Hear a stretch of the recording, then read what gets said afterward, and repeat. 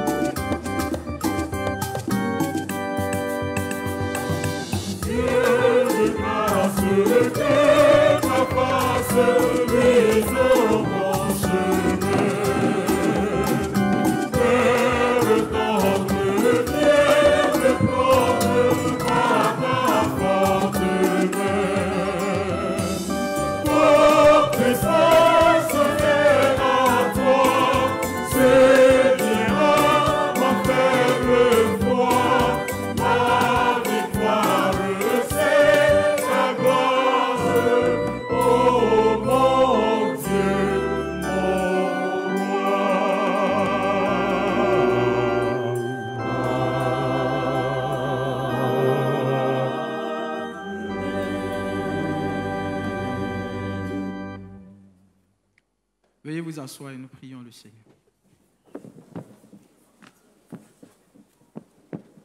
Dieu notre Père, les mots vieillissent et se dévaluent. Et pourtant, c'est dans un langage humain que ton Fils est venu nous apporter les paroles de la vie éternelle. Accorde-nous d'être attentifs aux mots que nous entendons et à ceux que nous prononçons, pour qu'à travers eux apparaisse Jésus-Christ, parole vivante pour les siècles des siècles. Amen. Bien-aimés, pour la circonstance d'aujourd'hui, nous aurons un seul texte à lire. Et ce texte est tiré de l'Ancien Testament, du livre de la Genèse, en son chapitre 13, les versets 14 à 17. Genèse chapitre 13, versets 14 à 17. L'Éternel dit à Abraham, après que Lot se fut séparé de lui, « Lève les yeux et du lieu où tu es, regarde vers le nord et le midi, vers l'Orient et l'Occident. car tout le pays que tu vois, je le donnerai à toi et à ta postérité pour toujours. Je rendrai ta postérité comme la poussière de la terre, en sorte que, si quelqu'un peut compter la poussière de la terre, ta postérité aussi sera comptée. Lève-toi, parcours le pays dans sa longueur et dans sa largeur, car je te le donnerai.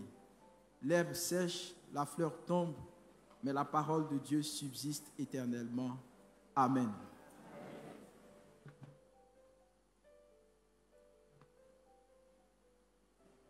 Baissons la tête et prions le Seigneur.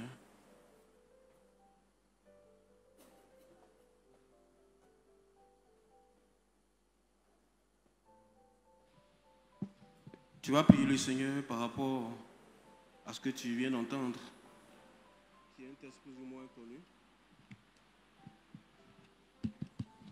Tu vas prier le Seigneur par rapport à ce que tu viens d'entendre, qui est un texte plus ou moins connu. Tu vas demander à Dieu de t'expliquer lui-même ce texte en rapport avec ce que nous voulons faire ce matin. Parce que c'est par l'Esprit de Dieu que nous pouvons appréhender et connaître les choses de Dieu. Sinon, c'est en vain que l'esprit de l'homme va se torturer à comprendre les choses de Dieu. Si Dieu, par son esprit, ne vient t'expliquer, ne vient te révéler, ne vient t'éclairer,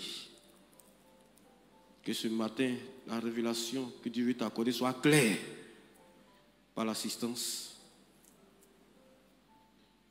par l'inspiration de son esprit. Seigneur, merci de ce que tu as rassemblé ton peuple en ce jour pour le bénir. Merci, Seigneur, de ce que tu veux le faire sur la base de ce que tu as dit que tu feras, sur la base de tes promesses, sur la base de ce que tu es en vérité et en réalité, et non pas sur la base de nos conceptions, de nos principes, de nos illusions ou de nos erreurs, sinon des tromperies du falsificateur, le diable.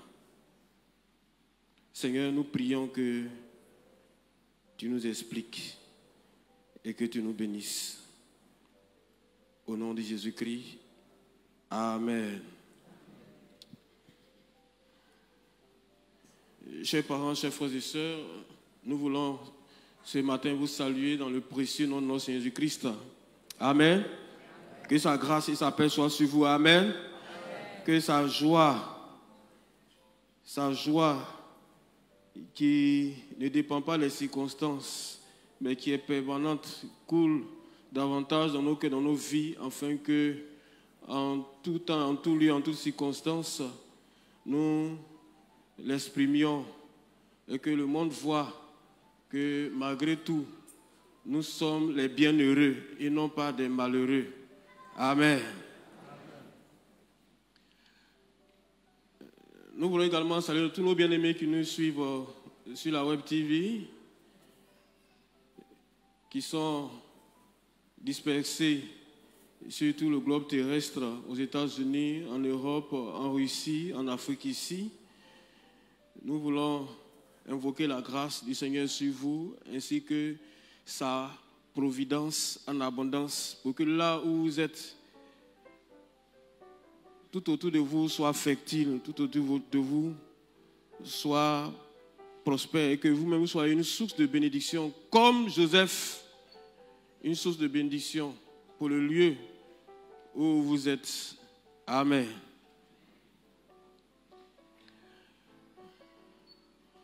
Il y a un adage qui dit que celui qui sait où il va, en chemin ne se perdra. C'est-à-dire, quand quelqu'un sait là où il va, là, il ne peut pas se perdre. Voilà, quelle que soit la distance, quelles que soient les embûches, il arrivera parce qu'il a une destination en vue. Nous voulons nous rappeler que nous avons quitté l'Égypte Et nous sommes en partance pour où ça? Ah, ok. J'ai pensé que quelqu'un allait dire en partance pour Abosso.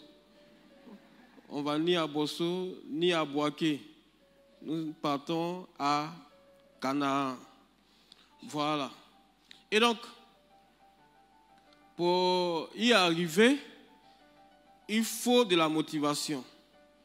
Il faut des gens qui n'ont aucune ambition dans leur existence. Donc, ils marchent à vue. Ce qu'ils trouvent à faire, ils font. S'ils n'ont pas trouvé, ils attendent que le hasard leur soit favorable. Bien-aimé, ce n'est pas bon dans ta vie de marcher à vue.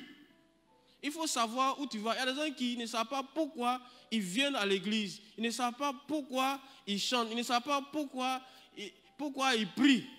Même leur prière est une démarche hasardeuse. C'est pourquoi ils ne sont pas exaucés. Ce sont les gens qui marchent à vue. Comme quelqu'un qui peut, comme une pirogue qui rame, ou bien les piroguiers qui rament à vue, c'est-à-dire se débrouillent. Là où ils sont arrivés, Dieu merci, s'ils ne sont pas arrivés, ils continuent. Non. Nous avons un objectif bien précis. Celui qui n'a pas d'objectif, il va se fatiguer, il va s'épuiser. Il va tourner en rond. Il ne va pas atteindre les objectifs. C'est très important. Il ne faut pas donc marcher à vue, sans vision, sans ambition. Et puis, ensuite, deuxième attitude, il faut être déterminé. Bien aimé, il y a des gens qui pensent que la vie chrétienne, sinon la marche vers Canaan, c'est facile. Tu ne sais pas qu'il y a des déserts même à traverser, il y a des embûches, il y a de l'adversité, il y a des ennemis qu'il faut combattre pour y arriver. Même si Dieu t'a promis quelque chose, il faut te rendre compte que ce ne sera pas facile, que ce n'est pas facile. Et donc, il faut de la détermination. Beaucoup d'Israélites, pour rappel, sont restés dans le désert. Ils sont restés dans le désert. Ce n'est pas parce qu'ils ne voulaient pas aller à Canaan. Hein. Bon, après qu'ils aient été chicotés un peu, ils ont pris leur bagage et puis ils sont partis. Mais beaucoup ne sont pas arrivés. Beaucoup sont morts dans le désert parce qu'ils n'étaient pas déterminés. Ils sont laissés donc envahis, sinon transportés, détournés par des circonstances défavorables. Ils sont laissés donc gagner par la convoitise. Ils sont laissés gagner par la peur. Ils se sont laissés effrayer par l'environnement qui était quelquefois austère, sinon hostile.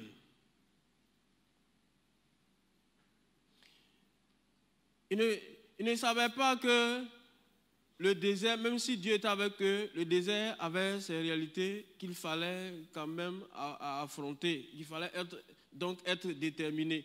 Hier, lorsque je suis rentré ici dans le temple pour consacrer, prier pour les différents kits, les articles, j'ai demandé donc à Mme Melo, mais pourquoi il n'y a pas de fleurs? Elle m'a répondu, c'est parce que nous sommes dans le désert. Vous voyez, il n'y a pas de fleurs dans le temple. Le temple n'a pas été décoré. Elle dit, c'est parce que nous sommes dans le désert. J'ai souri et dit, oui, c'est vrai. Dans le désert, il n'y a pas de fleurs. Bon, en principe. Mais pour nous, là, il doit y avoir quand même quelques fleurs. Donc, ce sont les réalités du désert. Si tu n'es pas déterminé, si tu ne t'es pas fortifié, tu ne vas pas y arriver. Tu vas abandonner. On va t'enterrer dans le désert. Tu ne vas pas atteindre Canaan. Même le grand Moïse n'a pas pu entrer dans le désert. Et à Canaan plutôt. Même le grand Moïse n'a pas pu entrer à Canaan. Vous suivez, Dieu vous bénisse. Amen. le grand Moïse n'a pas pu accéder à Canaan. Donc, il faut être déterminé pour y arriver. Ensuite, la troisième attitude qu'il faut adopter, c'est être enthousiasmé, c'est-à-dire avoir quand même la joie de pouvoir partir, de pouvoir chercher, de chercher à atteindre Canaan. C'est ça. Il faut être dans la joie, il faut être content. Il ne faut pas murmurer. Il y a des gens qui aiment trop murmurer dans l'église. Il y a des gens qui aiment trop murmurer lorsqu'on leur montre le chemin. Il y a des gens qui aiment murmurer point oui, point non. Ce n'est pas bon, bien-aimé. Le Seigneur, la Bible nous dit dans le livre de Corinthe, Paul a dit que ces choses ont été écrites pour nous servir d'exemple. Ne murmurons pas comme les gens murmurent dans le désert et plusieurs sont tombés. Ce n'est pas bon, bien-aimé. Quand on dit quand on dit de faire quelque chose, il faut le faire. Surtout que ça vient de la parole du Seigneur, ça vient du Seigneur. Quand on dit que c'est la moisson, il faut donner. Il faut venir, il faut prendre les articles, il faut le faire. Il y a des gens qui disent, et je vais ouvrir la parenthèse, qui disent que pourquoi est-ce qu'on vend les choses à l'église ou bien à la moisson, que le Seigneur a chassé les vendeurs de la moisson, pourquoi est-ce qu'on vend les choses à l'église, pourquoi est-ce qu'on vend les articles, les kits, etc., etc., et que nous sommes en contradiction flagrante avec la volonté du Seigneur. Ces personnes-là se trompent pour deux raisons. La première raison, d'abord, la fête de moisson, c'est d'abord l'occasion d'exprimer sa reconnaissance à Dieu. La deuxième chose, c'est que ce qui est donné ici, de prendre ou d'acheter, la valeur réelle est en deçà de ce que vous donnez. Donc, ce n'est pas un lieu en réalité de commerce. C'est une occasion de vous motiver et peut-être de vous permettre de partir à la maison avec quelque chose qui a marqué donc votre foi, votre action de foi et votre participation à cette moisson. Sinon, si on dit de prendre l'eau qui coûte, je ne sais pas si c'est 100 francs bien, 200 à 1000 francs, de vous à moi, soit c'est de l'escroquerie, soit c'est parce que nous sommes généreux, parce que tu donnes ton argent et puis on dit, bon, il faut prendre l'eau, tu vas aller boire pour étancher un peu ta soif. La moisson n'est pas en réalité un lieu de commerce. C'est un lieu d'expression de sa reconnaissance, mais c'est un lieu aussi où on permet aux gens de saisir une bénédiction particulière. D'où les actions prophétiques que nous donnons l'occasion aux fidèles de poser à l'occasion des moissons. C'est très, très, très, très important. Bien-aimés, dans notre marche pour atteindre donc la promesse de l'Éternel, c'est-à-dire notre Canaan céleste, il nous faut prendre aussi de l'assurance. C'est très important. Notre assurance se fonde sur l'auteur de la promesse. C'est Dieu qui promet. Le Dieu qui promet est un Dieu qui ne ment jamais, un Dieu qui ne déçoit jamais, un Dieu qui ne trahit jamais. Alléluia.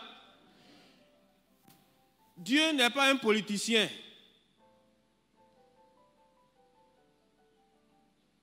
Je dis Dieu n'est pas un politicien. 2020 arrive, vous allez voir, vous allez entendre. Je vais vous donner la mer.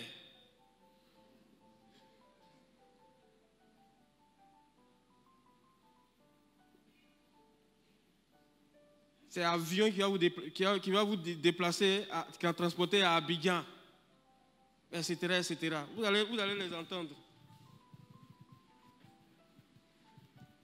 Et après 2020, on ne voit plus rien. Dieu n'est pas un politicien. Je parle des politiciens, je ne parle pas des politiques. Voilà, il y a une différence entre un homme politique et puis un politicien. Un politicien, c'est un politique menteur qui ne tient pas ses promesses. Donc, l'expression politicien, c'est péjoratif. Mais les politiques, c'est les hommes politiques, c'est-à-dire c'est les hommes qui tiennent leur engagement, qui tiennent leurs promesses. Il y en a, mais... Bon, je ne sais pas s'il y en a ici. Dieu tient toujours ses promesses bien-aimées. Nous devons lui faire absolument confiance. Ce qu'il a promis là, s'il dit allons à Canaan, on va y arriver. Alléluia. Et puis, il faut avoir en vue aussi les réalités des promesses de Dieu. Là où on s'en va là, c'est un lieu où coule le lait et le miel. C'est très important. C'est un lieu où coule le lait et le miel. Et puis c'est un lieu de liberté. Ce n'est pas un lieu où il y a l'abondance dans l'esclavage. C'est un lieu où il y a l'abondance et la liberté. C'est très très important. Voici donc le contenu de la promesse. Les réalités de la promesse sont également importantes pour nous donner de l'assurance. Nous allons à Canaan. Ça, c'est un fait. Il ne faut pas que nous nous arrêtons en route. Parce qu'il y a des gens dans leur marche vers Canaan, il y a des gens qui prennent leurs rêves pour la réalité. Ceux-là, ils sont frappés par le mirage, ce qu'on appelle le mirage. Donc, ils prennent leurs rêves pour la réalité. Ils pensent qu'ils sont arrivés.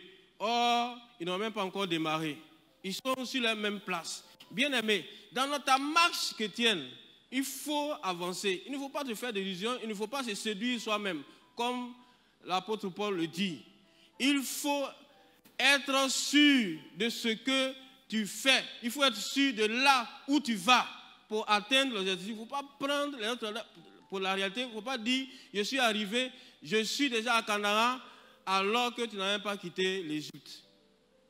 Il faut aussi, bien aimé, éviter de prendre la réalité pour des rêves. Il y a des gens qui pensent que les promesses de l'Éternel sont fausses. Donc, c'est des rêves, c'est à la limite, ce sont des illusions. Quand le peuple d'Israël partait à Canaan, quand ils sont arrivés à Moab, il y a 2 tribus qui ont dit à Moïse, Moïse, bon, ici là c'est trop doux. Il faut permettre qu'on reste. Il y a Dan, la tribu de Dan, et puis la tribu de Ruben, et puis la demi-tribu de Manassé. Ils ont dit à Moïse, ici là c'est trop doux, c'est trop bon. Pardon, permets qu'on reste ici. Nous, on ne traverse pas le Jourdain pour aller à Canaan. Canaan où on n'a pas encore vu, on ne sait pas ce qu'il y a là-bas. Ici est mieux, un tien vaut mieux que 2 tu l'auras. Mais pour nous, cet adage-là doit être faux. Parce que ce que Dieu a promis est vrai. Voilà. Un tu l'auras vaut mieux que 2 tiens.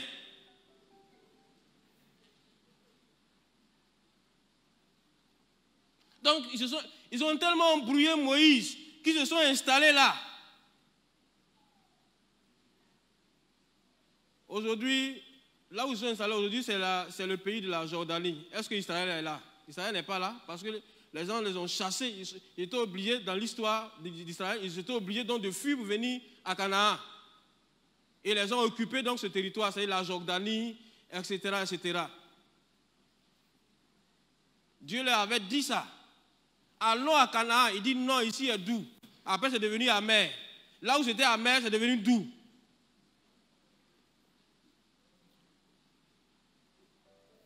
Bien-aimés, nous sommes en marche pour Canaan. Je vais vous donner 3 raisons pour lesquelles vous êtes sûr d'arriver à Canaan. D'abord, la première raison, c'est parce que tu as envie. Ça, c'est d'abord une raison. Si tu as envie, c'est que tu vas arriver. Tu n'es pas mort dans le désert. C'est que tu vas arriver. La deuxième raison pour laquelle je t'assure que tu iras à Canaan, c'est que ce matin-là, tu es ici. Au lieu d'être ailleurs, au lieu d'être à la maison pour imaginer une maladie ou une contrainte, tu es venu, malgré la pluie, tu es venu. Laisse-moi te dire que tu es sûr d'être arrivé, c'est sûr que tu arrives. La 3e raison pour laquelle je t'assure que tu seras à Canaan, c'est que tu vas exprimer tout à l'heure ta foi et ton obéissance. Amen. Voilà. Parce que, effectivement, tu es motivé, effectivement, tu sais d'où tu viens, tu sais où tu vas, parce qu'effectivement, tu saisis les promesses et les grâces de Dieu et tu vas les exercer au travers de ta foi en participant de manière active et de manière significative donc à cette œuvre de foi qui va te conduire donc à Canaan de manière sûre et certaine. Bien-aimés, que Dieu nous bénisse. Amen. Que Dieu nous aide. Amen. Et que Dieu nous permette d'arriver à Canaan de manière sûre et certaine, ensemble. Que personne ne reste en route. Amen.